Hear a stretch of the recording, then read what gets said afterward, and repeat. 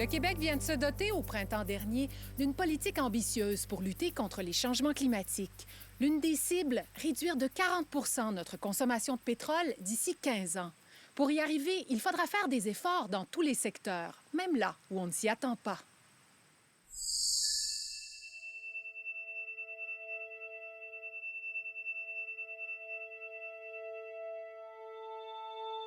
On le surnomme l'or blond.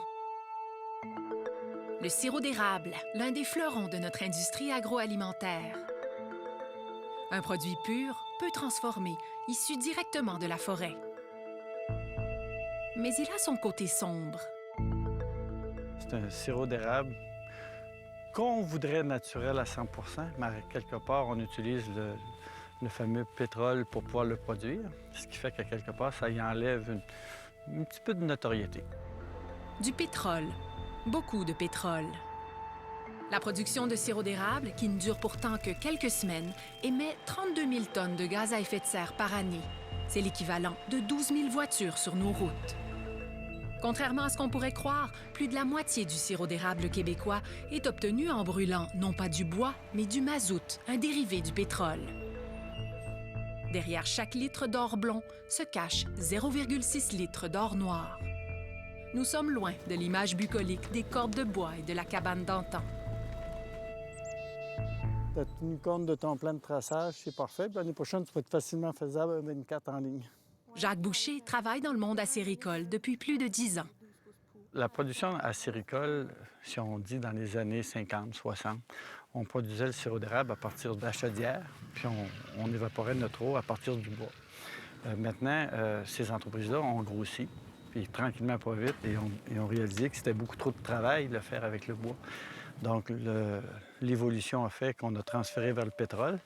Et là, on a peut-être encore une petite évolution à faire pour transférer vers d'autres sources énergétiques.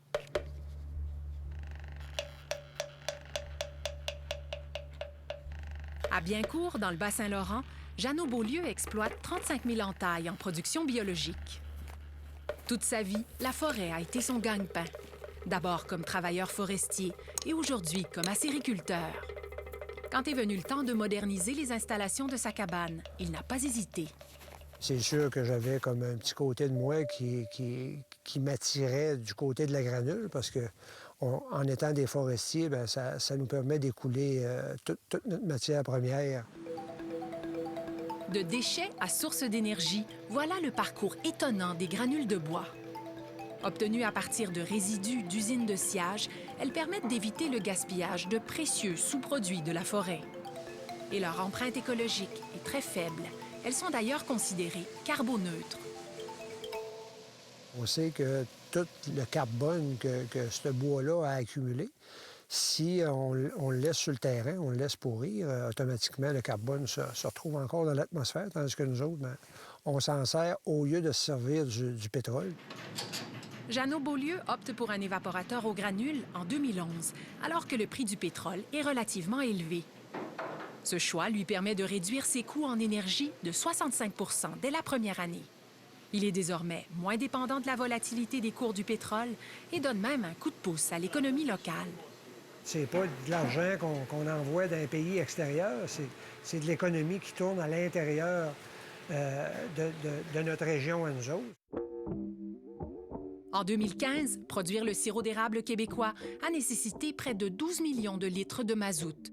Cela représente des millions de dollars qui auraient pu être investis dans la province. Nos scieries, il y en a beaucoup qui ont fermé les portes. Ce qui fait que si éventuellement il y avait une usine de granules qui pouvait s'installer dans une des collectivités, bien, ça serait un gros plus pour cette collectivité-là. Autre avantage des granules par rapport au mazout, leur transport et leur entreposage est beaucoup plus sécuritaire. Jeannot Beaulieu les stocke dans un silo, un peu comme ceux qu'on retrouve sur les fermes. Avant ça, on avait un réservoir de 4000 gallons d'huile à chauffage. Fait qu'il y avait toujours le danger qu'il y ait un tuyau qui se brise ou qu'il y ait un déversement d'huile. Tandis qu'aujourd'hui, bien, on pense même plus à ça, là. Jeff, tu nous mets de l'eau parce qu'il faut emporter un baril. L'ingénieure forestière Valérie Patoine en est à son 2e printemps avec un évaporateur aux granules. Dans toute notre exploitation, Partout où on a des activités en forêt, on pense toujours à l'impact qu'on a sur la forêt, sur les sols, sur l'eau. L'aspect plus écologique des granules était un argument de taille pour cette productrice de sirop bio. C'est dur de dire que tu as un sirop d'érable bio qui a utilisé la moitié d'un gallon de mazout pour transformer un gallon de sirop. L'empreinte bio n'est pas la même, là.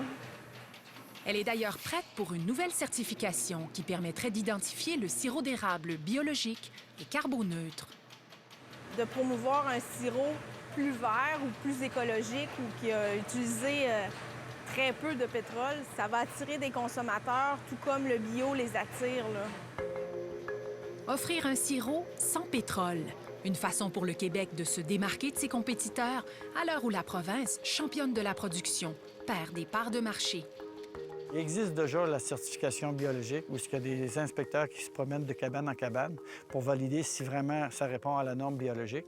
Alors, c'est pas une grosse étape de plus pour eux, à même leur visite, de valider si c'est carbone neutre. Sortir le pétrole des cabanes, c'est aussi le rêve que caresse Michel Bochu. Originaire de Suisse, il ne connaissait rien à la production de sirop d'érable à son arrivée au Canada. J'avais 18 ans, puis je visite ma première érablière à Victoriaville, dans le coin de Victoriaville. Et on est en 1966. J'ai été extrêmement surpris du gaspillage d'énergie. On met une quantité d'énergie sous forme de pétrole qui part sous forme de vapeur. Je trouvais ça épouvantable. Je me suis dit, un jour, je vais trouver le moyen de récupérer l'énergie qu'il y a dans cette vapeur. Mais il lui faudra du temps.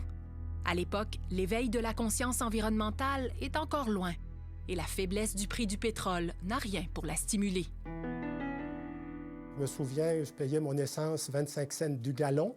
Il n'y avait pas du tout cette préoccupation des coûts d'énergie. Très peu, on ne se posait pas la question. Alors, l'intérêt n'était pas vraiment là. Plusieurs années et des centaines de croquis plus tard, Michel Bochu met au point une machine étonnante qui se sert d'une source d'énergie abondante et non polluante, l'hydroélectricité. Le principe est simple. Au lieu de laisser la vapeur s'échapper, on la récupère entièrement en posant un couvercle au-dessus de l'évaporateur. Elle circulera ensuite dans un faisceau de tubes déployé juste au-dessous de l'eau d'érable. C'est cette vapeur qui permettra de faire bouillir l'eau d'érable à son tour. Quand ils voient cette machine pour la première fois, Yvon Tremblay tombe sous le charme. J'ai eu comme un coup de foudre, comme on peut dire. Ça fait que j'ai dit, je le lance. Je le lance là-dedans. Et j'ai eu une bouilleuse électrique. Et rapidement, la rentabilité est au rendez-vous. Car si l'évaporateur électrique coûte un peu plus cher à l'achat que les autres, le coût d'exploitation est beaucoup plus bas. Grâce à sa nouvelle installation, Yvon Tremblay dépense 10 fois moins qu'auparavant en énergie. Ça nous coûtait 55 $ faire un baril de sirop à l'huile. Puis à l'électricité, le même baril, il nous coûte seulement 4,80 $. Son passage à l'électricité équivaut au retrait de 72 voitures de la circulation. L'utilisation de cette forme d'énergie est encore marginale. Seulement 3 % des entailles de la province sont exploitées à l'électricité, mais elle gagne de nouveaux adeptes à chaque année. Un rapport. En 2013, Roch Morel débute en acériculture. Il opte lui aussi pour l'électricité et ne regrette pas son choix. À l'époque, seuls 11 évaporateurs électriques sont en usage au Québec. Pour moi, le sirop d'érable, c'est quelque chose quand même de pur, de beau, vraiment vers la nature. Et prendre du mazout puis le rejeter dans la nature, c'était absolument pour moi inconcevable. Comme l'eau d'érable bout grâce à la vapeur, il n'y a aucune combustion, donc aucune flamme vive. Puis on s'est aperçu avec le temps que c'est très sécuritaire. C'est pas dangereux de surchauffer. Si on manque d'eau d'érable, c'est pas dangereux. Le système arrête tout seul pour ne rien abîmer. Entièrement automatisé, l'évaporateur électrique donne un sirop à la qualité constante, dont le goût confond même les plus sceptiques. On peut pas faire la différence. Il n'y a pas d'électricité dans le sirop. Il n'y a pas de mazout non plus dans le sirop. Mais il y a un bémol, l'accès au réseau électrique. Pour fonctionner, ces machines ont besoin de courants de type industriel, un enjeu majeur dans les campagnes, tant pour les agriculteurs que les acériculteurs. Certaines cabanes à sucre sont en région éloignée. OK? Puis l'électricité ne passe pas, ou c'est par génératrice. À ce moment-là, je pense que les producteurs doivent composer avec le moins d'électricité possible. Pour nous, un évaporateur électrique, ici, c'était impensable.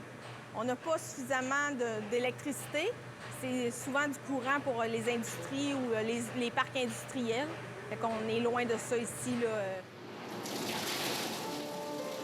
La sériculture a connu plusieurs petites révolutions au cours des décennies. Les chevaux ont tiré leur révérence, les chaudières ont laissé place aux tubulures et la qualité du produit n'en a pas souffert. Pour moderniser encore davantage l'industrie acéricole, peut-être faudra-t-il investir afin de mieux exploiter nos propres ressources. À quelque part, l'électricité est déjà là. Donc, il s'agit de l'utiliser à bon escient, avoir le support de l'État pour pouvoir amener l'électricité aux endroits où on ne l'a pas.